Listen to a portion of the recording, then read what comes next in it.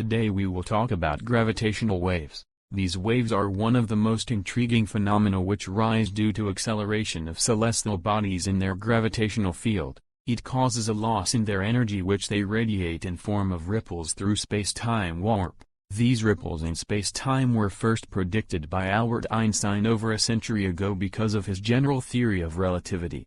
Here are some interesting facts about gravitational waves. Gravitational waves travel at the speed of light, which is approximately 186,000 miles per second.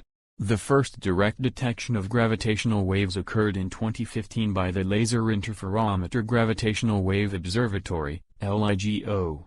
Gravitational waves can be produced by cataclysmic events in the universe, such as the collision of black holes, the merger of neutron stars, and the birth of massive stars. Gravitational waves can stretch and squeeze objects as they pass through, causing the stretching and squeezing of objects in their path. Gravitational waves allow us to study black holes and other objects in the universe that would otherwise be invisible to us.